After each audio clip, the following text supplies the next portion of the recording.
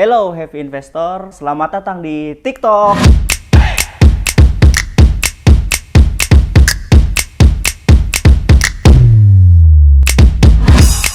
Oke, untuk video TikTok yang pertama nih, kita akan bahas sektor yang memang menopang IHSG paling tinggi di market, yaitu sektor perbankan.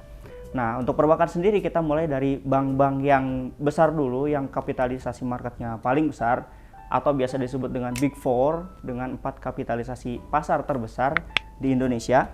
Kita mulai dari Bank BCA, di mana Bank BCA itu berdiri pada tanggal 21 Februari tahun 1957, didirikan oleh Bapak Sudono Salim, yang mana Bapak Sudono Salim ini adalah ayah dari Bapak Antoni Salim yang sekarang punya Indofood dan juga punya Indomobil gitu.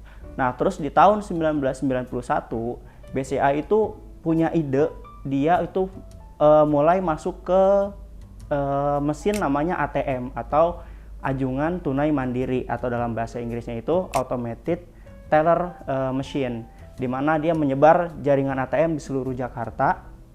Kurang lebih waktu itu sekitar 250-an ATM gitu.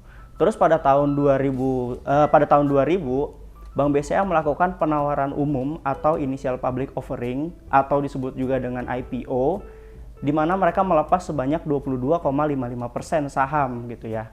Nah, saham BBCA pertama kali ditawarkan itu di harga Rp1.400 per lembar saham yang listing pada tanggal 31 Mei tahun 2000. Nah, BCA sendiri di kehidupan kita itu punya banyak sekali produk yang sangat dekat dengan kita. Salah satunya adalah kartu kredit BCA, ATM BCA, dan juga cabang BCA yang di sekitar kita udah pasti banyak. Terus mereka juga punya BCA Life Insurance gitu ya. Terus mereka juga punya electronic money yang disebut dengan Flash BCA, di mana kita bisa bayar tol melalui Flash BCA, transaksi di Alfamart, Indomaret juga bisa dengan Flash BCA. Terus mereka juga punya kredit mobil atau KKB BCA gitu ya. Nah, oke, untuk pergerakan harga sahamnya sendiri selama kurun waktu kurang lebih 21 tahun, dari tahun 2000 sampai 2021, BBCA sendiri udah naik harga sahamnya itu sebanyak 2151%. Wow, gila. Itu naik sebanyak 2000%. Dan kalau kita potong selama 10 tahun terakhir, BBCA sendiri itu udah naik sebanyak 294%. Oke, coba bayangin investasi apa lagi yang bisa ngasilin 294% dalam waktu 10 tahun. Itu baru pertama dari sisi harga saham. Terus yang kedua adalah, selain harga saham, di market ada yang namanya dividen. Dalam kurun waktu 21 tahun BCA IPO, itu mereka udah kasih dividen sebanyak Rp3.979 per lembar saham. Artinya, return dari dividen sendiri itu sudah sebanyak 284%.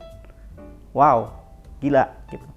Ditambah dengan capital gain yang sekitar 2100%, artinya selama 21 tahun kita pegang BCA, kita udah dapat gain sebanyak kurang lebih 2300 atau hampir 2400%. Oke, untuk bank selanjutnya yang kedua itu adalah Bank Mandiri, di mana Bank Mandiri ini berdiri pada tanggal 2 Oktober tahun 1998 hasil peleburan dari 4 bank yang udah ada di Indonesia yang terdampak oleh krisis ekonomi tahun 98. 4 bank itu adalah Bank Bumidaya, Bank Dagang Negara, Bank Ekspor Impor, dan juga Bank Pembangunan Indonesia. 4 bank ini dilebur menjadi namanya Bank Mandiri sekarang.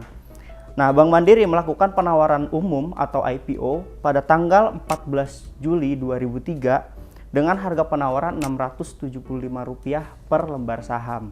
Nah, selama kurun waktu 2003 sampai 2021 itu sekitar 18 tahun, Bank Mandiri itu udah ngasilin capital gain atau peningkatan harga itu sebanyak 1.748,15%. 1000% dalam waktu 18 tahun. Selain dari peningkatan harga, dia juga udah kasih dividen yang cukup konsisten dari tahun 2003 sampai tahun 2020 itu sebanyak Rp3.107,26 per lembar saham, atau kalau kita presentasikan itu sebanyak 460%. Bank Mandiri sendiri sangat lekat dengan kehidupan kita produk-produk yang dia jual salah satunya e-money Mandiri. Terus juga ada kartu kredit, debit Mandiri. Terus dari sisi asuransi dia juga bekerja sama dengan AXA. Dia membangun namanya AXA Mandiri. Terus dia juga punya leasing di bawah naungan Bank Mandiri. Nah, untuk emiten yang ketiga kita punya BBRI. BBRI ini dikenal sebagai emiten dengan jumlah aset paling besar di Indonesia gitu ya. Pada awalnya BBRI itu berawal dari bank daerah dulunya. Dia lahir di Purwokerto, Jawa Tengah pada tanggal 16 Desember 1895 yang kemudian berkembang seiring waktu dan juga mengalami beberapa kali pergantian nama. Sehingga pada 10 November tahun 2003, BBRI melakukan initial public offering atau IPO dengan harga Rp875 per lembar saham. BBRI juga pernah beberapa kali melakukan aksi korporasi, yang salah satunya tahun 2011 dia melakukan stock split, di mana stock split ini adalah pemecahan nominal saham, dan juga dilakukan kembali pada tahun 2017 dia melakukan stock split. Nah, BRI sendiri cukup dekat dengan kita. Dia punya electronic money dalam bentuk Brizi namanya, terus dia juga punya BRI Life Insurance, terus dia juga punya debit card, terus kartu kredit, dan cabang BRI yang tersebar bahkan di seluruh Indonesia, bukan hanya di Jakarta. Nah, untuk saham BRI sendiri, dalam kurun waktu setelah dia IPO sampai saat ini itu sudah mengalami kenaikan lebih dari 2000% atau lebih dari 20 kali lipat dari harga BRI tahun 2003 ketika dia IPO. Selain itu, dari sisi dividen juga dia rutin kasih dividen setiap tahun, selalu kasih dividen, dan sampai saat ini udah terkumpul sekitar Rp3.371 per lembar saham dividen yang udah diberikan semenjak dia IPO sampai sekarang. Itu kalau misalkan kita dipresentasikan itu sekitar 385% return dari dividen Bank BRI. Oke, untuk emiten yang keempat kita punya Bank BNI atau Bank Negara Indonesia. Nah, BNI sendiri itu didirikan pada tanggal 5 Juli tahun 1946 sesuai dengan namanya BNI 46, itu diambil dari tahun dia lahir 1946. Nah, pada awalnya BBNI itu berfungsi sebagai bank sentral atau kita sebut sekarang itu seperti Bank Indonesia, itu pada awalnya. Namun pada tahun 1968 BNI sendiri berubah dari bank sentral itu menjadi perbankan biasa, itu menjadi Persero, menjadi BUMN. Nah, terus pada bulan November tahun 1996, BNI melakukan initial public offering atau IPO dengan harga penawaran Rp850 per lembar saham. Nah, produk-produk dari BNI sendiri itu ada banyak, itu ada debit BNI, kartu kredit BNI, terus BNI juga punya BNI Tap Cash sebagai electronic money, terus ada asuransi BNI Life, dan juga punya perbankan syariah atau BNI Syariah. BNI sendiri rutin membagikan dividen setiap tahunnya. Kalau kita cek dari pertama dia IPO itu udah terkumpul dividen secara rupiah itu Rp1.974 per lembar saham yang udah dia kasih, atau sekitar 232,25% return dari dividen. Dan dari harga sahamnya sendiri, BNI itu udah mengalami kenaikan cukup signifikan, itu sebanyak 588% dari pertama kali dia IPO, atau sebanyak 148% dalam kurun waktu 10 tahun terakhir. Nah, oke, untuk emiten bonus yang kelima, sebetulnya ini nggak masuk harusnya ke list kita, cuma karena Indonesia adalah mayoritas umat muslim terbesar di dunia, rasanya nggak adil kalau kita nggak bahas perbankan yang satu ini.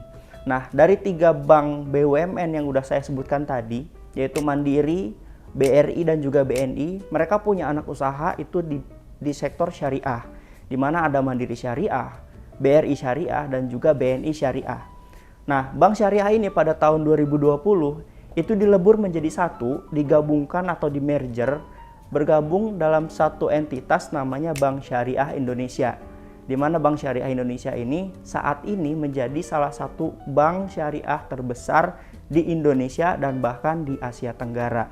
Mungkin bagi happy investor yang mau opsi untuk sektor perbankan tapi yang syariah sesuai syariat Islam tanpa riba, mungkin bisa cek salah satu sahamnya yaitu BRI Syariah dengan kode ticker BRIS. Oke, happy investor, itu dia tadi TikTok pertama kita di sektor perbankan. Next kita akan kasih tahu lagi sektor-sektor lain yang mungkin menarik, saham-saham leader di sektor tersebut. Oke, jadi stay tune on our YouTube channel. See you on the next video.